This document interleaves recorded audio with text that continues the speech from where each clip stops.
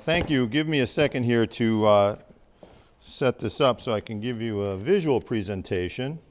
So D.B. Cooper left his tie on the plane, which is very, very unusual in the context of the case because he kept everything else that he touched. He was very methodical about getting back the notes that he passed to the flight attendant, and we believe he was worried about fingerprints, and for him to leave the tie on the plane was a big mistake on his part. Now, he had turned off all the lights in the plane, and he was fooling around with the parachutes.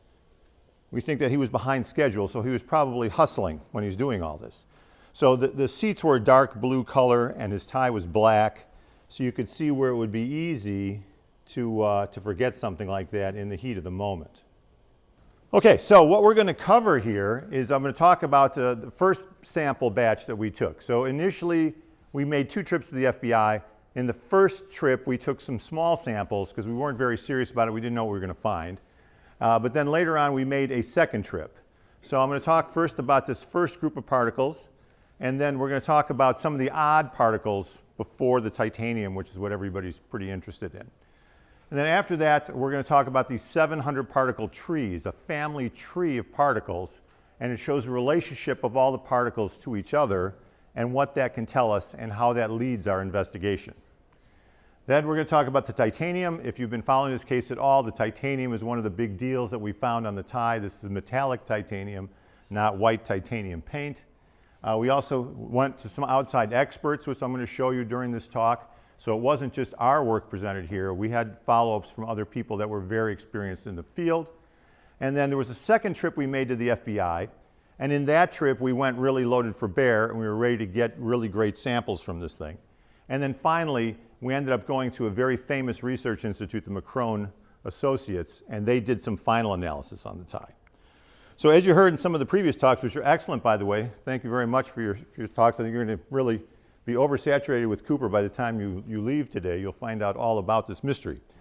So we were given access to the money initially, because as you heard before, the FBI really didn't do much of a job in analyzing the money. So as part of the Larry Carr thing, you heard he came and started talking to people on the forums, and one of the questions they asked him was, has anybody ever analyzed the money? He said no. The call went out then to find somebody that would actually analyze the money that had some kind of scientific capability. A bunch of people said no, and they finally got around to me, and I was foolish enough to say yes. And as the Cooper Vortex is known to do, this was supposed to be a 6-week project, and here it's like 10 years later, and I'm here talking to you still about D.B. Cooper. So D.B. Cooper has a way of drawing you in and really not letting you go. So after we did the money analysis, that got us in good with the FBI, and we were given access to all of the evidence. We actually flew to Seattle. We were given 2 days in the FBI building there with the evidence. And this is all the evidence that there actually is. If you see these several boxes here, and there's the parachute, this is really all there was. And we asked Larry Carr very specifically about this. We said, is this all the physical evidence? He said, yes. I said, well, I heard there's a lot of stuff in the basement. He said, there is. He said there's about 10 feet by 8 feet of folders that have people that they investigate, information on people. So they did a huge job on investigating people, and the one thing they couldn't show us was personal information. So if you'd ever been investigated by the FBI and you were found innocent, you wouldn't want a guy like me traipsing through your information through the FBI. So to the best of our knowledge, we saw all of the physical evidence that was available there, but none of the personal evidence. So one of the big deals was the tie. And we knew we were going to see the tie. Now the tie has a history. For many years, nobody knew Cooper ever left the tie on the plane. It was one of the things that they held back from the public. So if you came up and said, oh yeah, I'm D.B. Cooper, which a lot of people actually did, they'd say, yeah, what'd you leave on the plane? See, these FBI guys think. I mean, a lot of people don't give them credit, but from our view of what happened in the FBI, they did the best job they could. Certainly they didn't have DNA and things like that. That would be a killer thing to have now. But they did the best job they could. And this is one of those examples where they held something in reserve so they could really sort everybody out. We saw a lot of letters, right, in the FBI archive here in these boxes that said, I'm D.B. Cooper, I got away with it, I'm sipping margaritas in an island. And then the next letter said, I'm D.B. Cooper, I want to give the money back, I'm sorry I did it. So there was a dozen of these letters from a dozen different people, all claiming to be Cooper, so you can see the problem they were up against. Well, the one thing that they never did was they never analyzed the particles on the tie. Now, this is kind of a standard procedure thing today, but back in 1971, they just did not have the technological capability. And that's what makes this case really super interesting, right? Because number one, it actually happened. If you guys are fans of Oak Island, I know a lot of people are, there's no evidence that they ever buried anything on Oak Island, right? It's just a fable from way back. This case actually happened, and it's old enough that they didn't apply modern forensics to it, but young enough that evidence like this tie is still around. Now, I want you to think how rare that is, because I've had producers come up to me and said, well, you can investigate anything you want as long as it's not D.B. Cooper. And I can't find another case like this where you could actually apply modern forensics to stuff that still exists. So that's one of the tremendous things about the case. So when we went in, we took samples off the tie. So we have little round stubs, you can see them right there. They're little aluminum stubs, and they have sticky tape on them made of carbon. It's a specialized tape to do this. You push it onto the tie, as you see me doing here, and you peel it off, and the particles come with it. So the first time we went to the FBI, we had just a couple of cases. We had about 8 of these little stubs, and we also took some Scotch tape samples that we put in these plastic cases, where we took actual Scotch tape, pushed it on the tie like you'd imagine, we peel it back off, we carefully put it in the plastic case. So when we went back the second time, though, you could see the difference here. When the second time we went back, we knew how important the particles were, and we did a super job with all the kinds of hair nets and everything you'd expect. We also had a UV light right here, and we had a laser, and we used this to fluoresce the particles on the tie so we could actually see them. Now, what we were shocked to find on the second trip to the FBI that we didn't know about in the first trip was how many particles there were on the tie. Now, this is a UV image, and there's multiple images stacked together here to show you the whole tie. But you see all these things on the tie that are not visible under normal light. These are all smudges and particles and things from different stuff on the tie. And by putting it under UV light, we can then sample these areas directly because now we can see them. And notice up here, you see all that? That's from him striking a match and getting stuff on his finger and then putting on his tie. This was a clip-on tie, so he had to work it on every day. And that is D.B. Cooper's fingerprint, basically, with all the powder coming off of his fingers. So it's quite interesting. Now, here's a close-up of the tie under UV light. All the particles are fluorescing here, and they're glowing. And you can see the vast quantity of stuff that's on this tie. So this really speaks to the fact that he wore this tie a lot into a lot of environments. So we were shocked at how many particles there were. Now, when you get these particles, you can't see them. These things are about the size of blood cells. So when you have something the size of a blood cell and you want to analyze it, it's a bit of a trick. You need specialized equipment, and that's why the FBI didn't do it in 1971. But today, this is my lab, and this is my scanning electron microscope. So with this piece of equipment, you can analyze these particles one by one, even though they're very small. It's very time-consuming. It's very tedious. You have to be very dedicated. You wouldn't get anybody that would want to do it. You have to be crazy enough to want to investigate the Cooper case to make something like this happen. So this is what the particles look like. When you look at these particles under an electron microscope, these are all, again, about the size of a blood cell. They have a big variety of shapes. But nothing you see in these pictures can tell you anything about what these things are made of. You can't look at a shape and go, oh, that's a rose, or that's a paper clip, or something like you can in the real world. In the electron microscope world, at magnifications about 2,000 to 3,000 power, which is more than your typical microscope goes, this is the type of thing you see. So what you need to be able to do is analyze these particles. So the one way we can analyze these particles is by finding out what elements, what atomic elements are in each particle. And the way we do that is with another specialized instrument that attaches to the electron microscope, and it's called an EDS system, and that stands for Electron Dispersive Spectroscopy. You don't have to worry about that.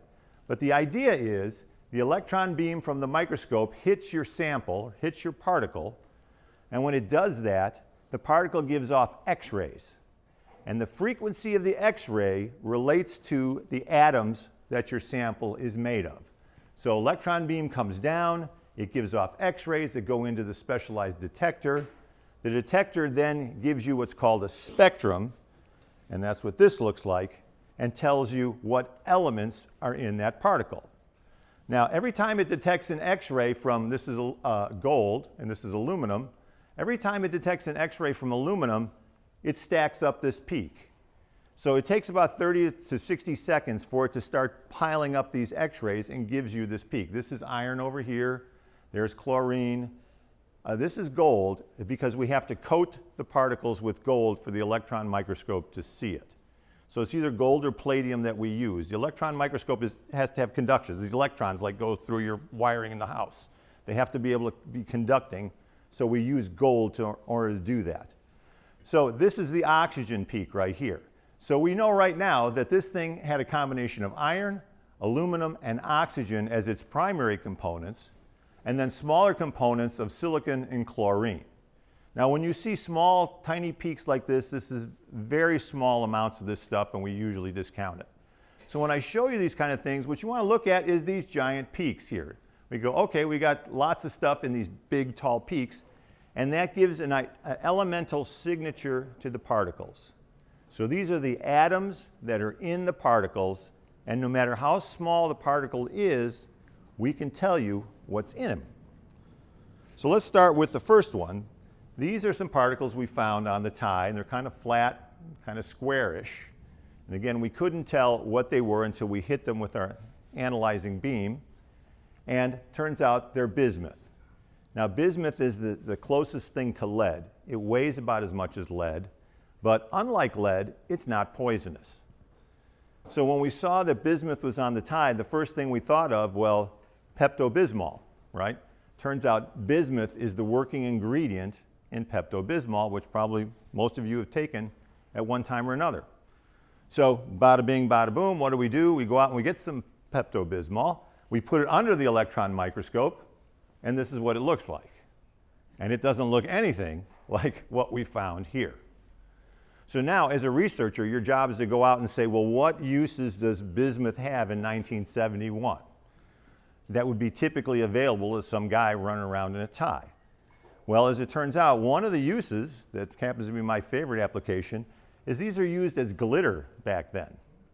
All right? So if women, you know how they put a little bit of glitter on, maybe it's some floozy at a bar, we don't know. But Cooper was potentially out on the town with the women. That's a rather loose interpretation of what we see here. But it's giving you an idea, right? This is the process we go through. We find a particle, we zap it with a beam, it tells us what elements are in there, and then we do a little quickie analysis to see how would this fit into a 1971 D.B. Cooper picture. Well, another thing we found on the tie that was also very small is this aluminum spiral chip. Now, any of you guys that have worked in a machine shop or ever drilled a piece of metal with a drill press know that you get these little spirally chips coming off when you drill a hole. Well, that's what this is from. But it's extremely small. It's only about 1/16 of an inch long, and it was stuck to his tie. Now, when we first saw this, I have drill presses of aluminum in my shop, and I thought, well, is this contamination from my place, right? Which is, you have to be very careful because you can do that. You can touch something and contaminate it with particles off your finger. So we analyzed it again, and it turns out to be 500 series aluminum, and I don't have any 500 series aluminum in my shop. So this is a legitimate little spiral deal from the tie that came from either a small drill bit or just a small flake off of something. But Cooper was in an environment that had a machine shop that created these types of particles. And it was 500 series. So that is a highly chemical resistant form of aluminum and not very common. The 600 series aluminum, much more common. So we had some other particles. I talked to you about the tape particles that we took off. Well, in those tape particles, we could not put them under the electron microscope on the Scotch tape. So we went to this gentleman, Skip Palahniuk. Now, I'm sure none of you have ever heard of him, but I'm telling you, this man is a god in the microforensics world. He used to work at some very famous places. He's constantly being flown around the country to give talks to people in law enforcement. He is actually the responsible party for capturing the Green River Killer, which is from kind of out this way somewhere. He picked up particles from all of the victims of the Green River Killer. And when they had a suspect, they went to his work and took particles off of his clothes from work, and they matched the two particles, and that was the thing that got the conviction for the guy. Turned out he painted trucks, and the particles were paint particles on the victims and on his body. And there was even layers, because every day he had a different color to paint the trucks. So the particles stacked up and had different colors, and he was able to identify the sequence of colors. So this guy is great. So we went to him, and we gave him these particles that we saw that were some red ones and some blue ones and some green ones that we couldn't analyze in the electron microscope. And his people used their specialized equipment called Raman spectroscopy. It's different than the electron microscope. And what he found out was a lot of these things were just common, everyday pigments. So this was basically a dead end. Now, dead ends are an important part of a criminal investigation, because everybody I talked to, I said, well, yeah, well, we did this research and then it didn't turn out to be anything, and they go, oh, that's too bad, you're going to give up now, right? Right? Because that's what they think, is that the minute you hit a dead end, your work is over with. Well, if you have 100 suspects and one of them is your guilty party, you're going to have 99 dead ends before you find the right guy. So having dead ends is part of what the forensic investigation is all about. So we went to Skip, he did this work, and obviously there was nothing exciting here, but what we want to point out here is we went to other very high experts in the field. So the next thing we found on the tie was pollen. Now pollen is what we were originally going to shoot for when we thought about investigating the tie, because we thought, well, if he was from Florida, there would be some palm tree stuff. If he was from the Southwest, there would be some cactus stuff, cactus pollen on the tie. And sure enough, we found pollen. So again, we went to outside experts. I went to a palynologist who does a lot of stuff in the historical record. He says, this looks a lot like impatiens pollen. The impatiens flower likes in your yard. So we went, great, and we got some impatiens stuff, and we took the pollen out of the impatien flowers you could buy at Home Depot, and we examined it, didn't look anything like this. So we go, well, it's not a common one. Turns out impatiens are grown all over the world, but they're very localized. So we sent it to an impatiens expert in Europe, and he identified it as coming from Africa, that the closest match he had was from Gabon, Africa. So now we're heading to Gabon now, right? As it turns out, there's some relationship to titanium in that area too, so we were really hot on the trail at that point. So we did a lot of work on that, and it was looking good for a while, but as we continued to look under the electron microscope, we saw this picture. And this is the one picture that it takes to kill the beautiful theory. So our theory was that it was impatiens pollen, but you see this? This is called a trilete opening. The minute you see that, you know it's no longer pollen. It's a spore. So we just took it completely out of the pollen group and we put it into the spore group. Like ferns have spores, not pollen. And this is the characteristic of that. I happen to know that because in paleontology we look at ferns from the day that the dinosaurs died in the KT layer boundary where the dinosaurs died and there was a fallout from the meteors. There's only fern spores in there, so I happen to know this from this other research that I've done. So what that led to was then the correct identification of this as club moss, or Lycopodium is the Latin name for it. So now we thought, okay, we've got Lycopodium, what does that tie to? Can we tie this to somewhere? As it turns out, it was a commercial product. So they used it in pill bottles back in the 70s to keep the pills from sticking together. It was also used as flash powder and a couple of other things, but probably the most common use was the pills. So where do we go from there? Well, it's not a very tight, we can't place him anywhere, but what we can say, there's a good chance he was taking some kind of pills on a daily basis, was getting this stuff on his tie. So that concluded our pollen investigation after running most of the way around the world. Again, interesting, but one of those things, as Bruce said, holding it in limbo to see where it goes later. So now we'll go on to the particle trees. Now these particle trees are very important. The reason is they show relationships. Everybody here is in this room, and we don't know if anybody's related to anybody, but if we took DNA samples of everybody, we could process it through some software and tell you who's most closely related to who. So as it turns out, this is what comes out of a DNA machine. I want you to notice that they've got these peaks and valleys that look very similar to what I showed you with the red spectrum that analyzes the elements in the particles. Well, they take these spectrums from DNA and they put it through a specialized software, and it comes out with this family tree. Now this happens to be from dogs. So you can see that something like the poodles all kind of grouped together here. The closer they are together on the stem of this tree, the more closely they're related. If you come down here and then go all the way over here, you come up to the bull terriers. So there's a long path between the poodles and the terriers. So that's how you know they're related together. So if you see them grouped closely together on this tree, very good relationship. The further apart they are in the tree, the more distantly related they are. Here's another tree of all life in the world. And again, you see it looks the same. Now, there's a trick. We can use this same software with the elemental analysis because it's the same type of spectrum, and we can come up with the same family tree for the particles on Cooper's tie. Now notice that this tree looks just like the previous ones I showed you, but it represents spectrum from the elements of the particles. And they're in groups. So you see up here, this is the elemental signature of sand. So you'd expect to find a bunch of junk on a tie. One of the junks that you find is sand. And we've got that all off in its own category. Calcium is here. These all relate to calcium. That's also a very common element around the world. Iron, again, very common. Titanium, calcium, and silicon is an unusual combination, but I think we can identify that as match heads. So we know that Cooper smoked, and we know he had matches.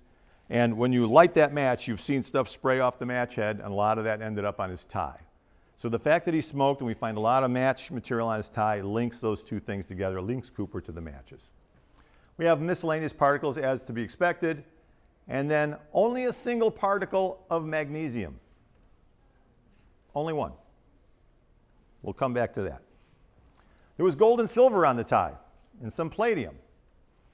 Now, originally that would look interesting, but remember there's a tie clip on the tie, and the tie clip was plated. So as he puts it on and off the tie, off the points, you rub off the silver plating, the gold plating, whatever comes off.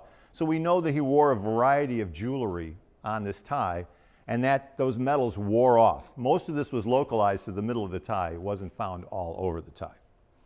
So now that we've taken a look at this, I want you to notice that aluminum is common, but chlorine is not. So you wouldn't necessarily expect to find chlorine just laying around out there the way you'd find sand laying around. There was a lot of salt on the tie.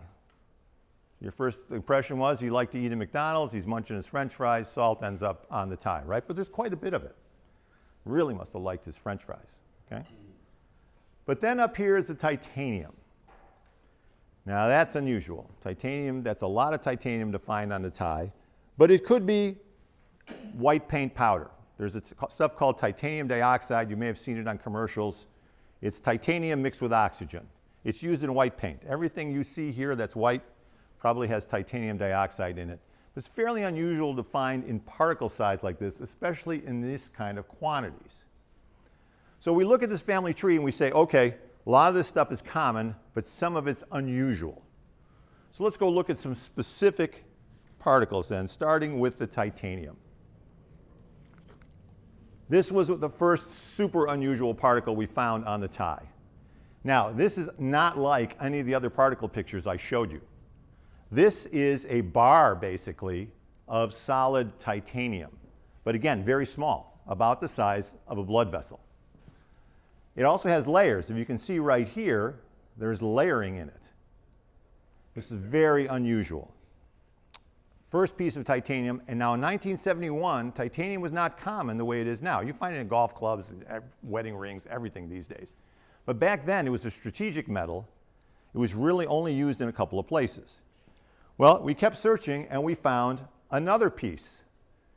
And this is very unusual. We have the ability with that EDS system that I told you about. Not only can it give you a spectrum, but it can scan the whole particle, and it can tell you via a color code what is what on the particle. So we did that here. And what you see as green here is titanium. This is pure titanium, not titanium dioxide. We'll talk about that in a minute. But this red chunk showed up here. That's different from titanium. So we went in and we zapped that, and that turned out to be stainless steel. So what we have here is a piece of stainless steel that's been smashed into a piece of titanium. That only happens in a mechanical kind of action, you know, a stainless steel bolt going into a titanium nut or something like that. So this really shows that this is some kind of a mechanical environment that he's in where these two metals are interacting and ending up on his tie, which is pretty unusual. So now we have two pieces of titanium that are really very indicative of where he is and what he's doing. Here's a third piece of titanium. This we call the bathtub particle, and this also has a titanium signature. The problem is it doesn't look like titanium. So we're a bit suspicious that this is an unusual particle from one of the matches that had titanium dioxide in it, and when it was burning and coming off the match head, being inside that flame ball sucked up all the oxygen, and when it went back down from its molten state, it turned into something that looks like titanium metal, but it's really not. So let's take a look at the spectrum here. This is the titanium peak. You see very high and by itself. If it was titanium dioxide, that means there'd be 2 oxygens for every 1 titanium. And we don't see hardly any oxygen on this guy. So we know this is actually pure titanium. Another second spectrum shows the same thing. Big titanium peak. This is the gold peak. We're discounting that. Very small oxygen.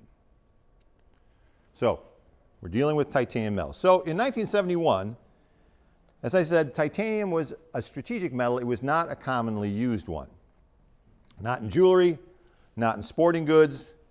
The majority of it was used in military aircraft, which would be the first place you'd want to go look then. You'd say, maybe he worked in a military place. But it was also used in chemical plants. So that's the second place most of the titanium went.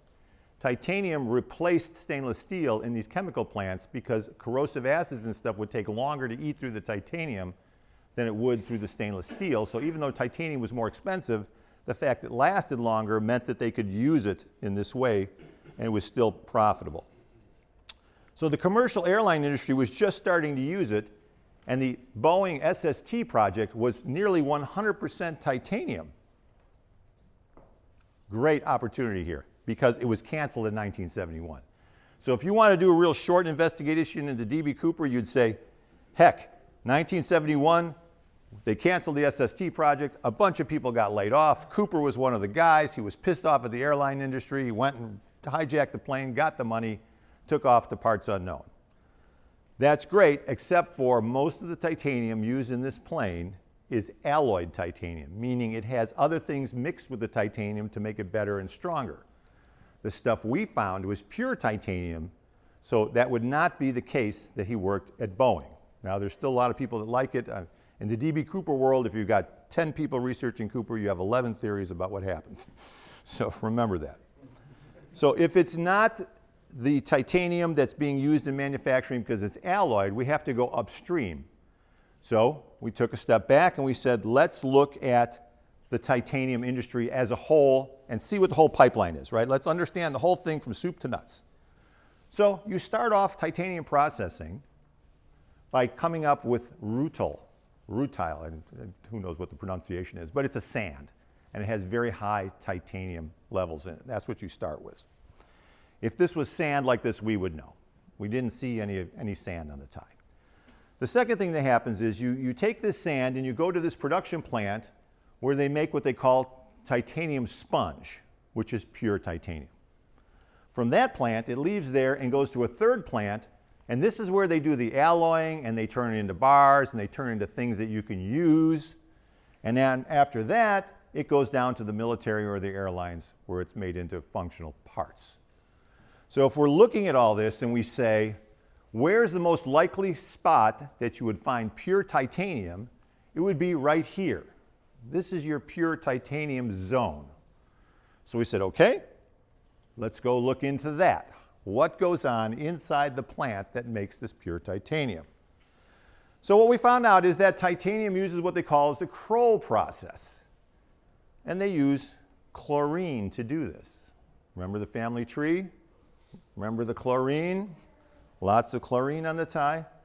So what they do is they take the sand and they lock it into a pressure vessel and they heat it up under lots of pressure, and the chlorine sucks the titanium out of the sand exclusively. Now you have a liquefied version of chlorine and titanium. They call it tickle, kind of a cute name. But now the problem remains, how do you get the chlorine out of the titanium?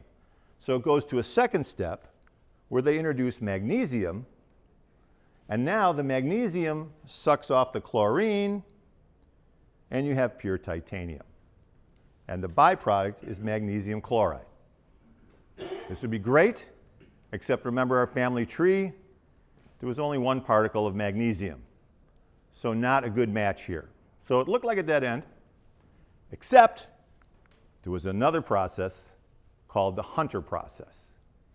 In this process, same thing, chlorine pulls the titanium out, but this time to get rid of the chlorine, we add sodium.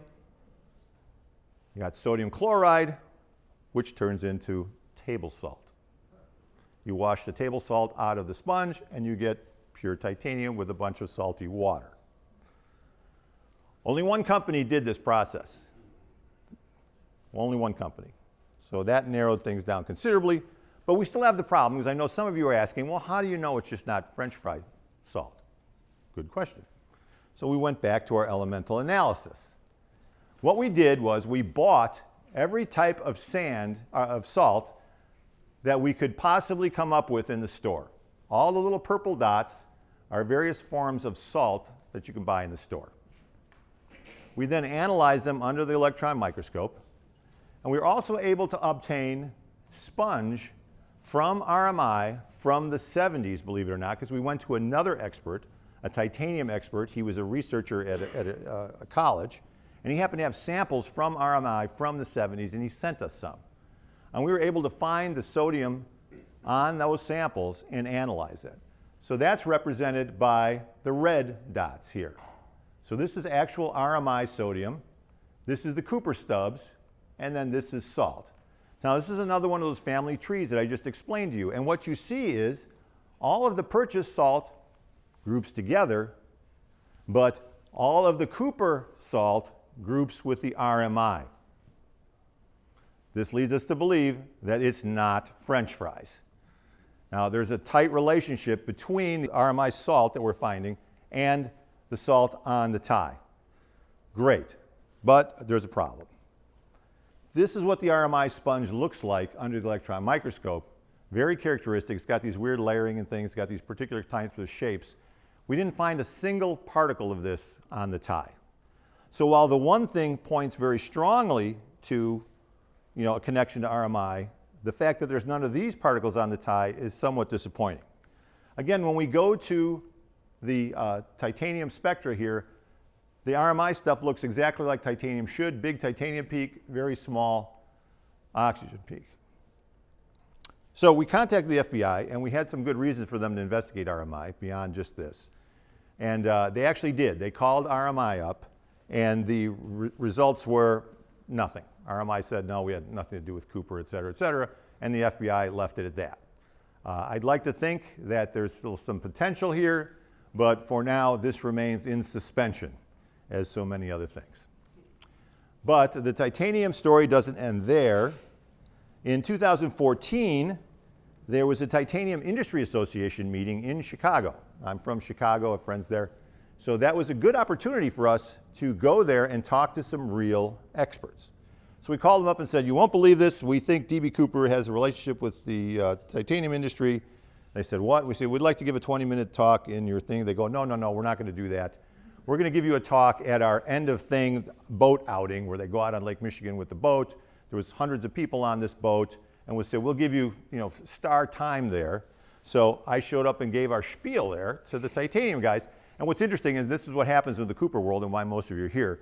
We originally had about 10 or 15 people in the audience. Everybody else was gambling and rotating around the boat, but they did put my speech out through the speakers on the boat.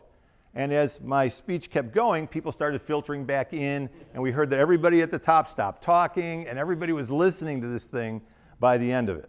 So by the end of it, I was jammed with people from the titanium industry that had lots of interesting ideas, and one of them was this tie. We had a guy from Boeing gave us this tie that was used there in the 70s, right? So there's some really interesting things that come up with when you do these investigations. These people come out of the woodwork. So he said very specifically, he said, if Cooper's tie relates, he says, you should find this, this, and this, and here's my tie, and you'll find that stuff on my tie, and you can keep the tie. Guy was great. So we looked at his tie, and we looked at various particles on the tie. As it turns out, we didn't see anything that was at all interesting. And strangely enough, if you look here, this is the UV image of his tie. There's almost no particles on his tie. Right? That's what we were really shocked at. I mean, you saw how many particles were on Cooper's tie. This guy wore this tie for 10 years at Boeing, and there's almost nothing on it. I think he was even shocked that there was nothing on it. So again, it was another one of these dead ends with no connections. So that languished, and then what happened was it was approached by Expedition Unknown. Now, you guys have probably seen Josh Gates on TV. He's quite the guy. Even in person, he's quite the guy. They did something that no other production company ever did. And I get contacted by a lot of them, believe me.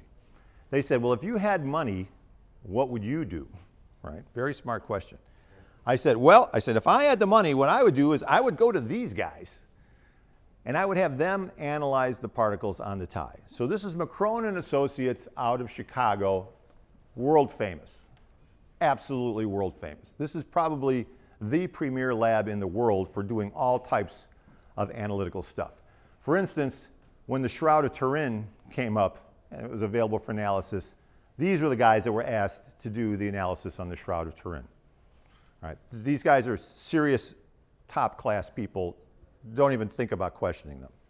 I knew that they had this machine, which is a specialized SEM, Electron Microscope. This one is used for gunshot particle residue. So when somebody shoots a gun, bam, cloud of stuff comes out, ends up all over your hand. They take sticky tape off your hand, they stick it in this machine, they analyze all the particles, and they can tell if you shot that gun. And this is made to do the job to automatically find and analyze all the particles on this sticky tape, more so than we could ever do by hand. So we gave the stubs to them. We gave them quite a few stubs, and they graciously did it for free. They thought it was just great, right? Even they don't get to do cool stuff like this. And they came up with over 100,000 particles analyzed. Almost overwhelming number of particles. So there was a couple problems, even though they did all this analysis. When you saw my pictures of the particles, they looked really good. Well, this machine also takes pictures of the particles, but they're really horrible. All right, so they're only 64 pixels across, so every particle just kind of looks like a blob. So you can't get any data off the images, which is somewhat limiting. The other problem we had was we bought specialized carbon stubs for this thing that are super smooth. They're made for particle things. We thought we really were going to be on the money when we went back this time. But you see this thing down here? That's a nickel wire.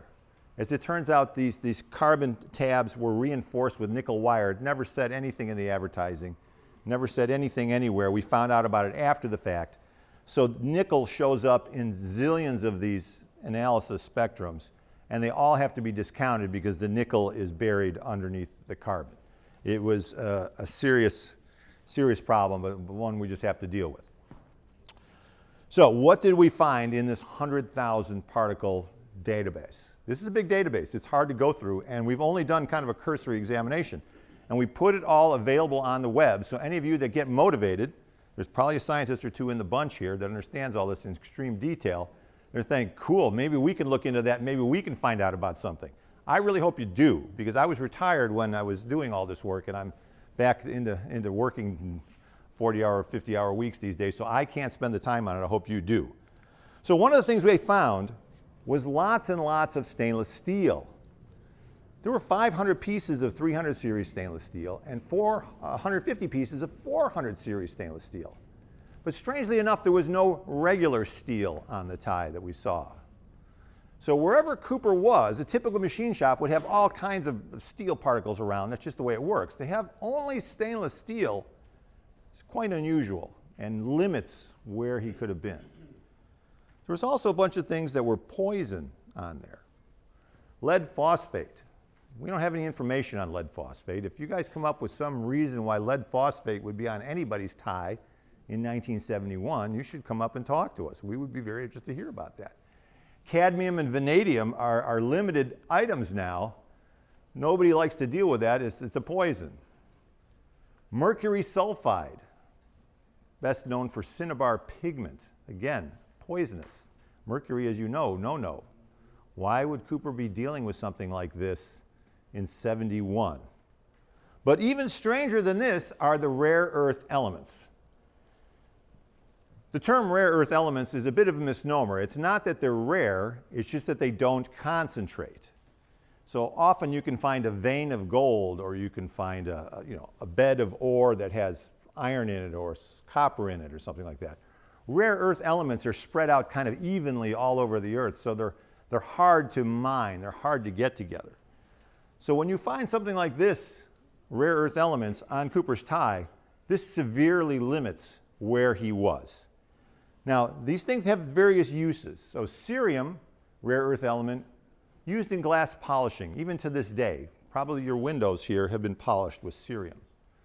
But cerium lanthanum is found in lighter flints, so we can discount that entirely. When you spark that little lighter, what's coming off of there is cerium lanthanum. But yttrium is very rare, and it's used as a red phosphor in TV screens. Not something you're typically going to find in a machine shop, not something you're going to typically find anywhere. Certainly you're not going to get it at Walmart under any circumstances. And same with strontium sulfide, another phosphor. So now we're starting to put together a picture of this guy that he wasn't just fooling around in any old machine shop. There was titanium going on, there was stainless steel going on, there was these rare earth phosphors going on. And we also found tool steels on his tie. Now these things, tungsten, tungsten cobalt, and iron cobalt, are all types of things that you find in cutting tools, typically. Not typically anywhere else, especially if you're walking around with a tie. There was also barium. So barium chloride is not industrial. We can't find any uses for it. If you do a Google search for it, if you find something, let me know. Strangely enough, barium sulfate is very common. It's what they have you drink when you're trying to do an x-ray. Right? Some of you are shaking your head out there because you're a nurse or whatever, and you know about that. So on the one hand, you have something that's completely out of place and something else that still seems rather strange to end up on a tie. Because if you went in and you were going to get something done to you, you certainly wouldn't be in your tie when you're doing it. So how this ends up there is a bit of a mystery. And as I said before, we found gold and platinum and some other stuff, but we can attribute that to jewelry. And then the matches, we found the potassiums, again, lots of stuff with phosphorus. 1,000 phosphor-rich particles, again, all attributed to matches. So we can discount that. But there was a bunch of industrial things. So we saw the salt that we talked about. If it's not RMI Sponge, what is it? Because we know it's not French fries. All right, we've ruled the French fry thing out. Where did it come from? So what industrial place would have all these elements? Rare earth, titanium, stainless, salt, brass, antimony. Very unusual antimony, used in glass production.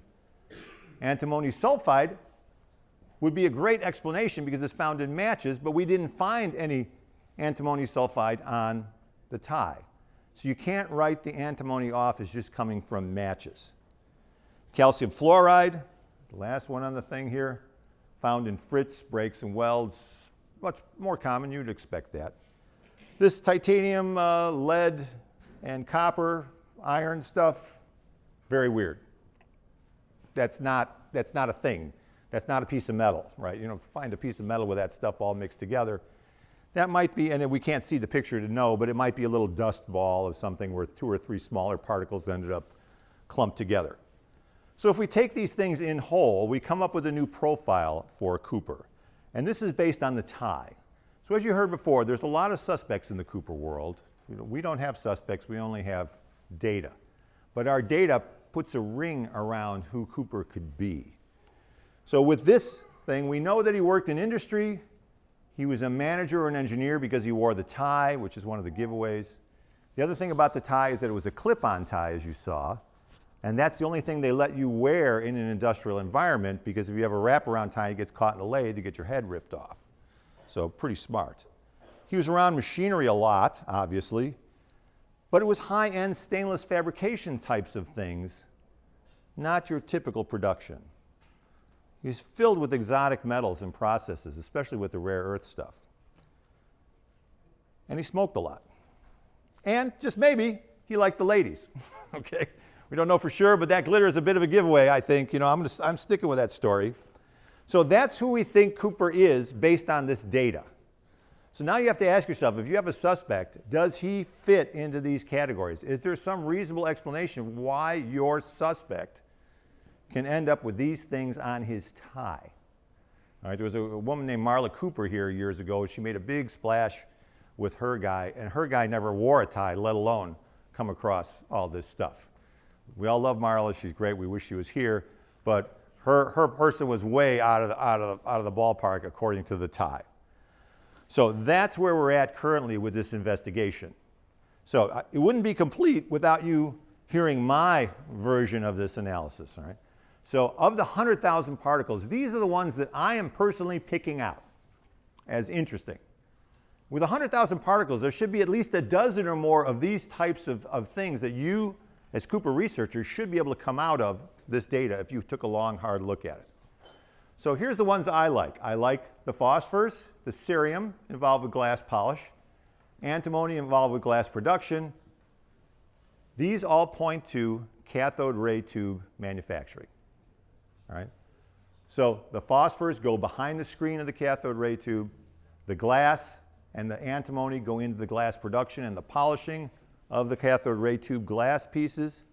Frit, the calcium fluoride, is what you use to put the two pieces of glass together when you fire them and seal the front onto the back of the cathode ray tube. That's what the frit does. The stainless steel means that it would not be a typical TV set. Typical TVs are made out of steel, whatever cheapest stuff you could use, not stainless steel. So if this is a CRT, it's in a high-end manufacturing situation. Have to be around cutting tools. So not only are they fabricating the CRT, they're also fabricating the structure that goes around it. And the Cooper world started in Portland. That's where he took off from. So if we take these all together, we say, what matches this? There's one company called Tektronix that's outside of Portland that manufactured these oscilloscopes in the 70s. They're still there, and they're huge. They're a huge company. But back then, they were a premier manufacturer of these CRTs that were used in their oscilloscopes. They did the whole process there. Now, unlike RMI, I think that Tektronix is much more open to something like this, that maybe Cooper lived there. Of course, we don't know, but there's like a Tektronix museum that's not affiliated with the company. There are company employee photograph manuals from the 70s where they have pictures of all the employees. It would be very interesting to go through that. Now, you could knock me down on this right away, all right? Well, I get criticized because everybody criticizes everybody in the Cooper world. So they say, well, you don't know if Tektronix was using color phosphors, right? Everything we usually see has got these green screens, and our phosphors are red and other colors. So if you could come up with the reason why Tektronix never used red phosphors in 1971, you could cut my head off in a second on this, and we could be on to the next guy. It would be actually great if you could do that. But in a discussion I had last night, somebody's done some research and found out that Tektronix was doing color stuff in 1971, even if it wasn't apparent in all the products they were producing at that time. So this is currently the hottest lead from my perspective as to what's going on in the Cooper world. Certainly the particles that I've shown you should limit your investigation of a suspect to people that could actually put these types of particles on the tie. There's one caveat to all this that somebody from the Cooper world will tell you is that, well, we don't know for sure if he owned the tie and that was even his tie. Maybe he borrowed it and put it on for the hijacking. Well, certainly that's the case, all right? But as with everything with the Cooper case, you have to just take it as it is. If the thing was on the plane, it was sitting in the seat that he was sitting in, the best assumption is that it was Cooper's tie. So with that, I want to acknowledge these people, and I will be happy to take any questions. Yes? This isn't really important to all this, but I want to make sure I get this fact right. When you were on this boat, you ran into this guy from Boeing, gave you his tie. He'd been wearing the same tie for 40 years. No, he sent it to us later. He sent us the tie later. No, he didn't strip off his tie and go, here you go. No, he said, I have ties that I don't wear anymore. They're sitting in my drawer. He goes, I'll be happy to send you one. So the question was he wearing the tie, for 40 years? The answer was no. Yeah. Have you talked to that company in Portland? Tektronix? No. No, we haven't. Did you have a question, ma'am? I'm just a little skeptical that he would actually wear something that he owned, or, you know, because when he got on the plane, he sort of was trying to disguise himself just a tad. And to be himself wouldn't make any sense if you're going to go commit a crime where everyone can actually recognize you for who you are. You know, that's a very good question. So the question was, you know, he was trying to disguise himself a tad. That is one of the arguments that goes back and forth in the Cooper world is he had sunglasses, right? So you'd think if he's wearing sunglasses, he's trying to disguise himself.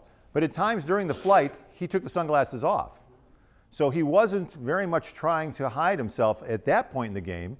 And they thought, well, maybe he wasn't from the area, but when he flew over Tacoma and looking through the clouds, he said, oh yeah, that's Tacoma down there. So he knew it well enough to know Tacoma, but he didn't seem to be so worried about being recognized, but he did have the sunglasses, right? More of his clothing. You know, when you dress a certain way, you know, if you're a farmer or whatever, and you want to look different, you know, put on a tie. You went to the thrift store. I mean, who knows? Possibly. So again, there's all kinds of arguments. There's arguments both ways. So her argument is that it may have been somebody else's clothes. Yes? Has it been considered that the sunglasses were not so much to hide yourself, but for like side effects of taking medication, or I'm going to be up all night and jump on a plane, maybe I should take something to keep me awake? That's a good question. We don't know. He went into the bathroom and did something mysterious in the bathroom, but one of the best things they came up with about the sunglasses was that he knew he was going to be jumping out into the night, so maybe he used the glasses to dark adapt his eyes before he jumped out, which would have been very smart and very forward thinking. So the sunglasses is just one of the mysteries. Yes, sir. Let's go back to the briefcase. Nobody's talked about the briefcase full of dynamite. What would you like to know about the briefcase? Well, and also the possibility that he was wearing makeup. Are any of these elements or things that you found on his tie, phosphate, isn't that part of dynamite? Some of these That's a good question. elements, can they be part of barium, and some of these other things sounds like they could be in part of makeup. See, there is another case that you can put together based on the particles on the tie. I don't know what makeup is made out of. You very well could be right. There could be 1,000 makeup particles here that we're looking at. We have no idea. It's a question, and it's debated. It's debated whether his eye color was right. Was he wearing, you know, different colored contact lenses and things like that? I don't know. As far as the bomb is concerned, the one thing about the bomb is it had red sticks in it. That's what's reported. And from everything we can tell, dynamite doesn't come in red. So pretty much that's a problem. We did look on the tie for nitrogen particles, which would be representative of bomb-making material. And we found a couple of particles of nitrogen, but not enough to really make a claim that they were real bombs. And plus, if he was going to sort of manufacture this, whether real dynamite or not, maybe some aluminum, that little aluminum thread could have come. Certainly could have. You know, this is why. Where is the briefcase? Nobody knows. It left the plane with him. Left the plane with him. No briefcase has ever been found. Yes? Is it possible some of these metals, including yttrium, if I'm saying that correctly, Yttrium? from the TIG welding process? From the TIG welding process, so TIG welding doesn't use any flux generally. But So the rods contain exotic material that may be. and have to be sharpened. That would be the tungsten elements then that would be sharpened. There's a tungsten element that's used in the TIG welding process that would be sharpened. That would generate particles. That could be some of the tungsten. Usually has thorium in it. If it's pure tungsten that welds, that TIG welds aluminum, and it's thoriated tungsten that welds steel. So you would expect to find thoriated tungsten if it was a TIG welding environment that was grinding tips. Now, whether there was some other thing in the wire rod itself, I couldn't speak to that. Okay? Yes, sir. Hey, this gentleman has something to add to that. Yeah. TIG welder. Okay. 308, 300 series, 400 series, you use 2% cerium tungsten. Cerium? Okay. 2%, usually when you weld mild steel, it's 2% thoriated. 2% thoriated. We would see that in the analysis then. We would see the thoriated. But the cerium comes from where? It's part of the tungsten. It's in the tungsten? See? This is good. This is why what's going to catch Cooper is a wide view, right? It's not a narrow view. Yes. Where was the tie found and how was it kept and stored between when it was found? So it was found on the seat that he occupied. All right, when they searched the plane for the bombs, they thought the bomb was still on the plane. They found the tie on the seat that he was occupying. We don't know how it was stored, but the assumption is it was in a plastic bag when we showed up. So the assumption is for 40 years it had been sitting in a plastic bag. Most likely the scenario. That's most likely the scenario. Yes? I really enjoyed your speech. Thank you. So to bring up one other thing, most people don't realize that back then they had the best radar for aircraft in the nation. Sage. Just south of Seattle, the Sage, if you start looking at that. So I'm wondering, have you looked into the equipment that Sage radar was in relation Yes. to these? Yes, as a matter of fact, in the previous D.B. Cooper conference, I gave a whole talk on the flight path and our analysis of the SAGE radar. And the long and short story of that SAGE radar was so good and so advanced, and we reproduced the flight path, and all the radar dishes could see the Cooper plane flying the whole time. So there's no reason to believe that the flight path that's shown at the FBI has any problems with it. But my question specifically was, with your tie analysis, perhaps could he have worked in the same radar environment with those metals on his tie? I would think not, because you wouldn't see rare earth elements outside of the outside of the screens and stuff. That wouldn't be something that'd be floating around that environment. And certainly in the SAGE radar environment, you wouldn't get tungsten and cobalt and flakes of stainless steel and stuff like that. So very unlikely it would be part of the SAGE thing. Radar similar to the tubes that Tektronix was making at the time? No, electron, like vacuum tubes that are used in things do not have phosphors in them. It would be a TV set that would have the phosphors in it. Okay, any other questions? Yes, ma'am. Wouldn't there be DNA on the tie, especially if you took it off and put it on its... Wouldn't there be DNA tie? Absolutely there would be DNA on the tie. And they did. Back in 2008, was it? Bruce probably knows. Back in the 2000s sometime, they did send the tie to Quantico, all right? And they did swab the tie. They did come up with DNA, but they came up with like 15 different hits on the DNA. It was all partial. And what the report said, there was lots of partial DNA, and the analysis of the report said that it was there. He said we could rule people out, but we couldn't rule people in. You couldn't use it to convict anybody. Now, today's DNA tests, there's now DNA stuff that's used in paleontology to look at ancient mammoths and things like that. And they can take much more fragmentary DNA these days and put it together that wasn't even available 10 years ago. So if we could get another shot at the tie, which is very unusual, we could probably do a much better job on the DNA today, but access to the FBI is pretty much, that's the end. The good news is that on the 302s that we saw in the archive, on the cover it said, "Do not destroy, destined for Smithsonian."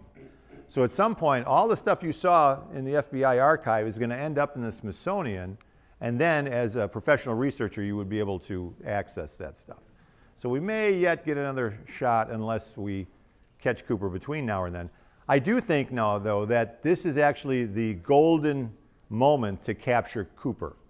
And my reasoning is this, that somebody knows something, and they're probably not saying anything because they don't want to get Cooper or his family in trouble by saying it. What we need is for Cooper to die, and then somebody says, now I can finally tell the story of what I know about D.B. Cooper.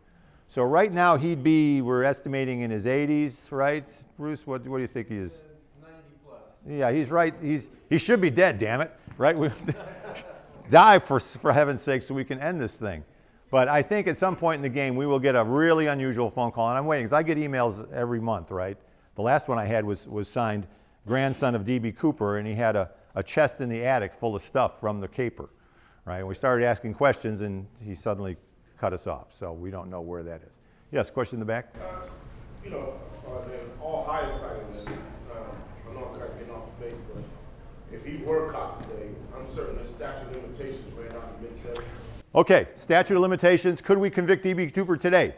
The answer is yes and no. They convicted him in absentia. That's right. Right? So the statute of limitations do not apply here. In my discussion with an unnamed FBI person, he told me, even if you catch him, we're not going to convict him. I said, what?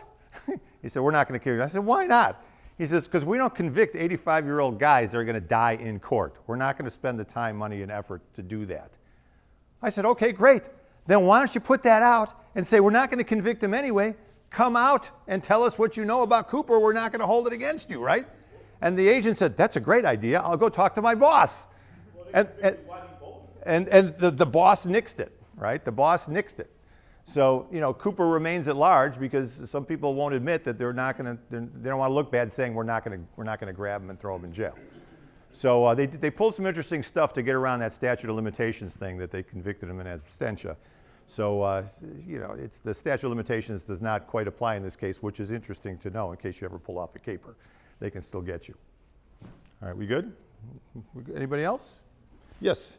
Just from your perspective, because you're a highly qualified scientific research in a very specialized field, can you just give me your opinion really shortly? 2 questions. One, why are there so many people admitting to be D.B. Cooper, although there are a lot more hijackings in a day? Why would somebody admit to ever being him? And number 2 is, if you agree that the radar path was completely known and was misled, why is that the case where A, so many people are admitting to be D.B. Cooper, and B, the government investigation was so crazy when they launched many aircraft, helicopters, and airplanes, and they knew the flight path, and they still let them get away? Well, they knew the flight path after the fact, right? So what we believe is they went back and got all that information later and plotted it all out. As far as my scientific opinion on why people claim to be D.B. Cooper, that's not a scientific thing. That's a human nature thing, right? Yeah, you know, it's the same reason why people want to claim that they have Michael Jackson's kid, right, or that kind of thing. So I don't know. Fame, glory. What's more unusual is the people who are not D.B. Cooper but claim that their relative or their brother or their uncle is, and just never give it up. I mean, they will commit. There's a woman named Jo Weber who spent the last 30 years trying to prove that her husband was D.B. Cooper, because on his deathbed he said, "I'm D.B. Cooper," and that's all she had to go on. So, I mean, the guy got ruled out a long time ago in our world, but in her world he lives on. So she's wasted her life trying to do that. So be careful about the Cooper vortex. It is real. It will suck you in. I'm evidence of that. Like I said, it was only supposed to be a few weeks, and I'm still here. So, okay, are we done? All right, thank you very much.